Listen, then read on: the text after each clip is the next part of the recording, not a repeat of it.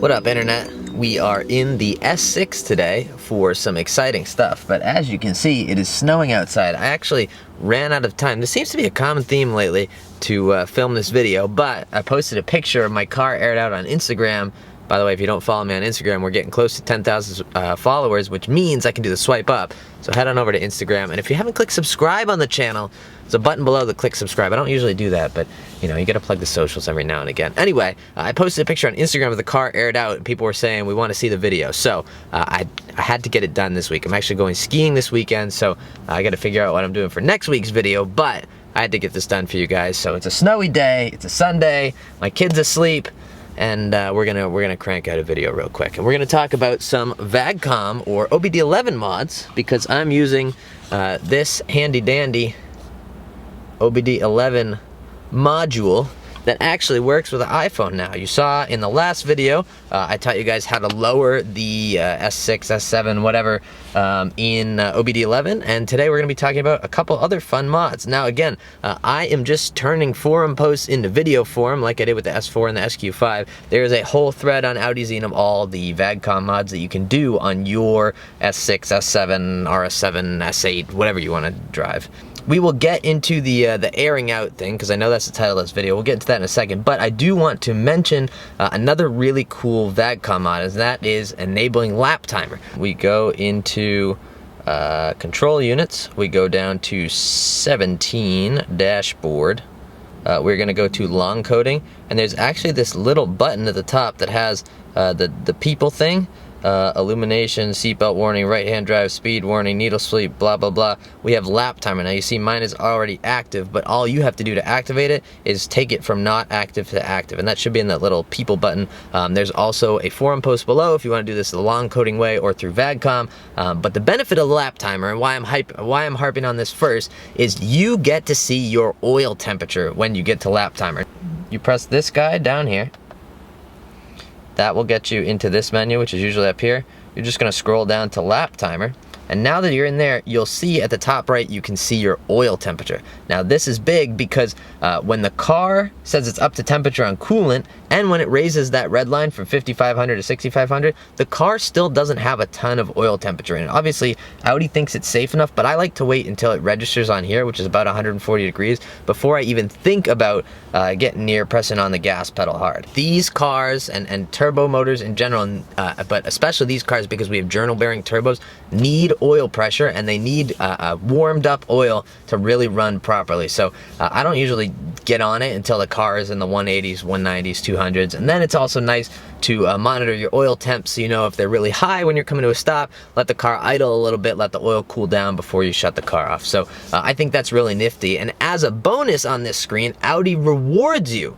On my S4, my SQ5, it just gave you the oil temp, but on this car, it rewards you for enabling that by giving you a digital boost gauge, which is pretty useless but kind of fun to see, and more importantly, a shift light. So the shift light goes there. Here, I'll put in a video here of the shift light. When you enable lap timer, not only does it give you a little boost gauge on the left, but when you put it in manual mode, it gives you a shift light. Sick. So when you pop it over to manual mode, those shift bars come up, they're not illuminated, and then as you're driving, you can rev it out. 5,000 I think is the first green light, and then 6,000 it starts to red flash at you. The car auto upshifts anyway, I'm pretty sure. Actually, I haven't tried that yet. I think it auto upshifts. But even if it doesn't, you got a shift light flashing at you now to upshift. I think that is pretty nifty, and it's cool that Audi is actually rewarding you for monitoring your oil temps. Now, the main event, what you all came here for, the how to air your car out in VAGCOM. And now, I hope you guys stick around for this explanation. Don't just skip ahead, but I totally understand if you do just skip ahead. I just ordered a seat module for this car. So that's the suspension module where you control the ride height from the app. I opted to add in the air out feature. I'm back and forth now that I know how to do this in OBD11 if it was worth the 20 bucks. Now, is it worth the convenience of not having to plug in your OBD11, open it up, and air out from that as opposed to airing out from the seat module?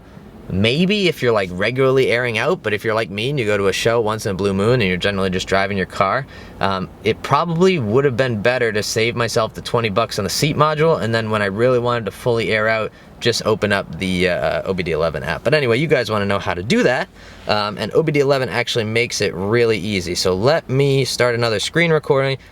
We are going to go into control units. This is once you do this once in OBD11, you're never gonna have to look it up again, and hopefully you just watch this video. If you're in VAGCOM, it's a little bit more difficult. I think it's group 6, but don't quote me on that. There's some other forum posts on it online, and there's actually a video on how to do it on an all road, which is pretty similar to here. You're just gonna scroll down to basic settings here. What?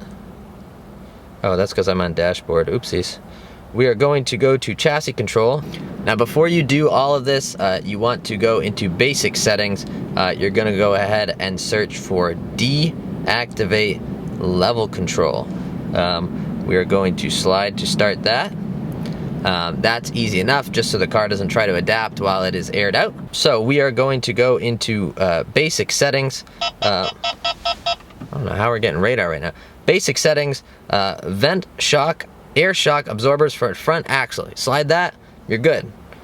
Vent, and that's gonna run and it'll look like this. Then you're gonna vent air shock absorbers for rear axle. Slide that, that'll look like this. Then your car, what you guys see these bars that just came in here?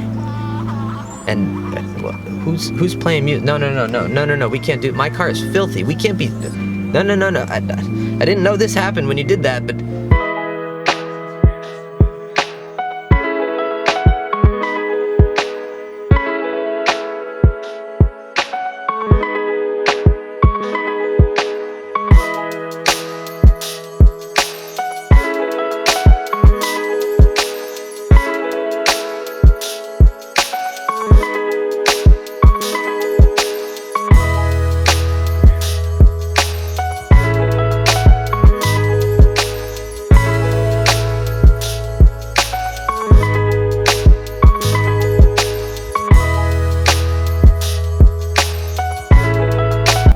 when you are done, you're just gonna go down and fill air shock absorbers for front axle, fill air shock absorbers for rear axle. Finally, after you finish everything there, you're gonna go ahead and search for activate level control. We'll slide to start that. Level control is then active again. Another one you may want to think about doing is activating the gear counter in drive and sport. I always like to know what gear the car is in, even when I'm not in manual, so maybe just call me nosy, I don't know. You're just gonna go to control units, transmission, 10. We just go into adaptation, single gear display. We are gonna do D on, S on. And all we have to do is, single gear display, D on, S on, slide to right. And now we will have our gear counter in drive, in sport, and in manual as well. That won't change. All right, another important one that I've always had on my cars, and I've only probably had it turn on once or twice, but is adaptive brake lights. So when you get into ABS, the car flashes the rear lights instead of just turning them on to let the drivers behind you know that, hey, you're panic stopping, they probably should too. This is a safety one for sure. I'm going to go into 46 comfort systems. We are going to hit long coding, trunk lock, auto lock, valet parking. Whoa, fancy stuff in here.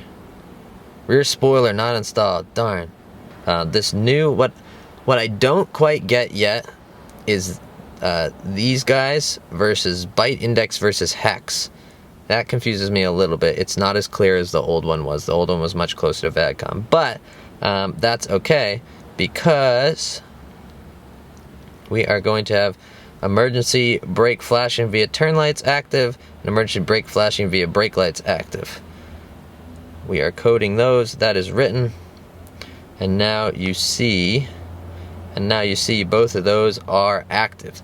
So I hope you guys enjoyed this quick little video on VAGCOM mods, specifically how to air your car out, as well as a couple other fun ones that I would like to highlight. If you would like to see a full list of VAGCOM mods that you can do for your S6, S7, whatever, blah, blah, blah, you can look at the link at the top of the description. It'll take you right over to Audi Zine, where there is a full-length post about it. Anyway, let me know your thoughts. Send me some pictures if you end up airing your car out.